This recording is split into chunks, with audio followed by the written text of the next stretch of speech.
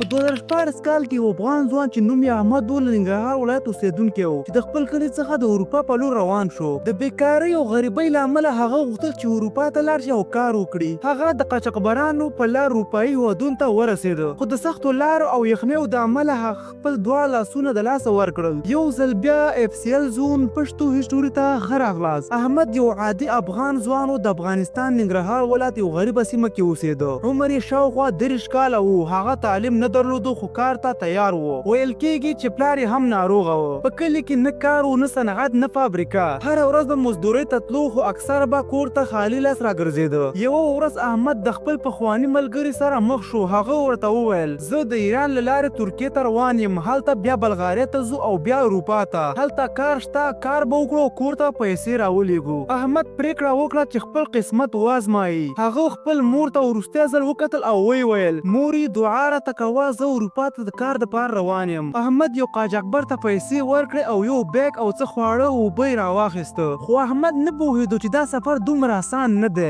ولږه تنده، سختې لارې، یخني دا هم پکې شته. احمد له ننګرهاره د قاچاقبرانو لارې لومړی نمرود سرحد ته ورسېد. د شپې لخوا یو زاړه ټویوټا موټر سره چې شاته یې 15 تنه یا 14 کسان خېجولي وو سرحد له لارې ایران ته واوښت. دا سرحد ډېر خطرناک و، مرګ، ویره، درد پکې موجود و. د قاچاقبرانو چل دا و چې مسافرونو ته ویل چې یوازې 15 ساعته سفر دی، بیا تهران ته رسیږئ. خو دا 15 ساعته مزل 15 ورځې ته ورسېده. احمد ایران ته ورسېد خو هلته نه اسناد لري، نه څوک پیژني، نه څوک مرسته کوي. د قاچاقبرانو بله مرحله دا وه چې مسافري د انتظار کورونه یا پټ ځایونو ته ووړل. دا کورونه پټ وي، ډېر کوچني او په خونه کې 30 یا 40 کسان موجود وي. او احمد هلته شاوخوا 12 ورځې پاتې شو. ټول دغه وخت کې بند و، دروازه به نه کولاوېدله. خواړه به د ورځې یو ځل ورکول کېدل، نیمه ډوډۍ، یو پیاله چای. تشناب ته به نوبت و، خلک ناروغه کېدل او حتی ځینې وخت به بېهوشه کېدل. هر کس به ویرې او انتظار سره مخ و. خو قاچاقبر به ویل لږ صبر وکړئ، له مخکې ډلې نه وروسته تاسو وار دی. احمد ته دا معلومه شو چې دا سفر یوازې بخت ته پاتې دی. 12 ورځې وروسته احمد ته وویل شو چې د شپې لخوا غرونو لارې ترکیې ته روانېدل دي. دا برخه د احمد د ژوند تر ټولو خطرناک فصل و. دا غر د ایران ترکیې سرحد دی چې واوره ورباندې پرته وي. 15 ورځې پیاده د شپې له خوب د ناستې یا د خوب پرته وشو. خلک به غوټه شول، پښې به یې بندې شوې او له کمزورۍ نه به ولوېدل. ورځې پټېدل، له غرونو ښکته تلل، پولیسو له ډاره منډې وهلې.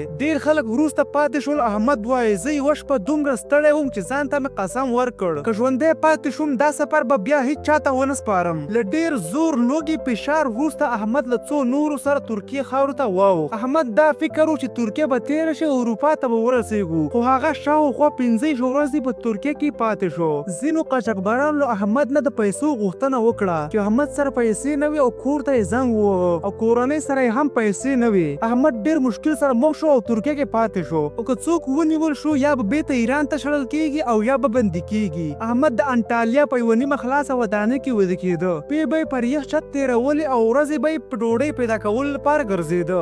ځینې وخت به یې مزدوري وکړه، یا به یې بوجۍ انتقال کړه، یا به یې کثافت پاکول. له اوږد انتظار وروسته قاچاقبر ورته وویل نن شپه بلغاريه ته روانېږئ، دا اخرنۍ مرحله ده. خو احمد نه پوهېده چې دا شپه به د هغه بدن تاریخ بدل کړي. دا سفر د ترکیې له سرحده بلغاريه ځنګلي سرحد ته و. په تیاره، واوره، منفي درجه یخني. احمد له 15 نورو سره روان شو، خو دا ځل ورسره بخت نه و. همدا مرحله وه چې د یخ له لاسه یې دواړه لاسونه بند شول. احمد په ځنګله کې روان و. شپه وه، نه څراغ، نه لاره، نه انسان، یوازې غرونه او ونه وه. د قاچاقبرانو وروستۍ خبره دا وه تاسو یوازې 3 ساعته روان یاست. بلې غاړې ته بلې بلغاریایي موټر ولاړ دی، هلته خلاص. خو دا 3 ساعته نه و. دا سفر شاوخوا 2 ورځې اوږد شو. احمد وایي پښو کې مې هس پاتې نه شو، لاسونه مې سره شول، بیا تور شول، بیا بې حسه شول. خو هېڅوک نه درېدل. که څوک پاتې شي هملته به د یخ د لاسه مړه شي. دویمې شپې نیمایي کې احمد ولوېده. نور کسان مخکې لاړل، دوی وروسته پاتې شول. یوازې یو تن ورسره پاتې شو. دواړه د یوې ونې لاندې کېناستو، خو هېڅ نه لري، نه کم، نه اور، نه کمبله، نه خواړه.